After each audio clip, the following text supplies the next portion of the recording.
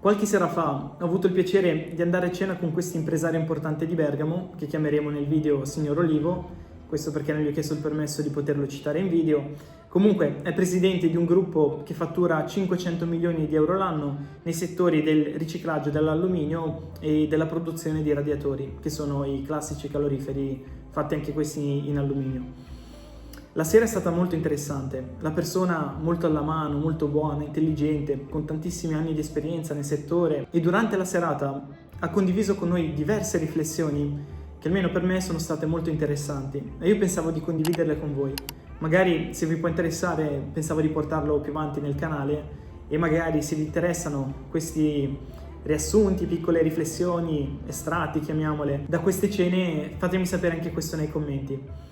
Comunque, gli argomenti si possono dividere più o meno in 3 punti. La prima riguarda l'importanza ai fini della carriera che poi si andrà a fare delle prime scelte che facciamo in ambito professionale, in particolare quando finiamo le superiori e magari decidiamo di andare all'università.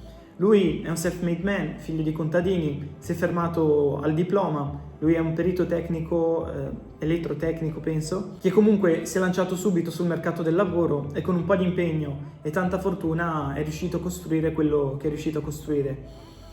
Lui racconta però quello che invece hanno fatto i suoi colleghi, i suoi ex compagni delle superiori.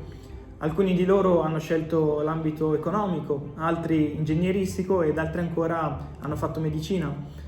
E lui racconta come statisticamente questi suoi ex amici oggi hanno percorsi di vita e professionali completamente diversi. Lui dice che la maggior parte di chi ha scelto il percorso ingegneristico oggi si è piazzato abbastanza bene, ha guadagnato comunque tanti soldi durante la propria vita e riveste oggi ruoli comunque essenziali in alcune aziende ed altre addirittura hanno aperto delle proprie aziende. Dice invece che chi ha fatto economia, chi è rimasto in un'economia più generale, non ha combinato molto in termini prettamente economici, mentre invece chi si è lanciato nel mondo della finanza, la maggior parte di loro ha fatto anche tanti soldi, nonostante abbiano ricoperto ruoli da dipendente. E invece chi ha fatto medicina, prima di poter iniziare a guadagnare davvero ed avere delle carriere che lui reputa magari soddisfacenti, appaganti, ci sono voluti tanti anni. Infatti la maggior parte di loro, di quelli che poi è riuscita a sfondare, l'ho fatto solo dopo i 50-55 anni. E quindi lui dice che un settore come la medicina, almeno in Italia, forse non rende quanto lo sforzo che richiede e pertanto chiaramente la sconsiglia. Il secondo punto riguarda invece la questione delle occasioni. Lui dice che chiunque sia riuscito a sfondare tra quelli che ha conosciuto, comunque durante la vita gli sono capitate diverse occasioni che ogni volta sono state un po' delle rampe di lancio. E lui dice che chiunque si impegna, si dà da fare, ci prova e ci riprova, le occasioni comunque nella vita capitano. Ma dice anche che attenzione, che una volta che queste occasioni ti capitano, che questi treni passano, bisogna salirci per forza, perché in molti casi, soprattutto se questi treni sono importanti, non ripasseranno più. Il terzo punto invece riguarda l'importanza della reputazione e della credibilità che si hanno a certi livelli professionali.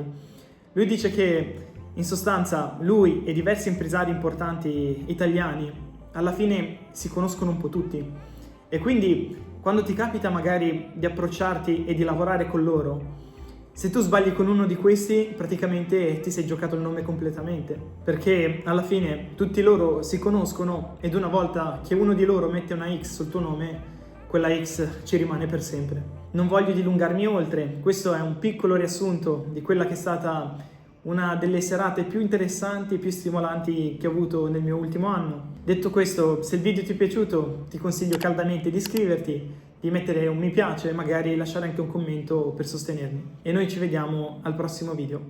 Ciao!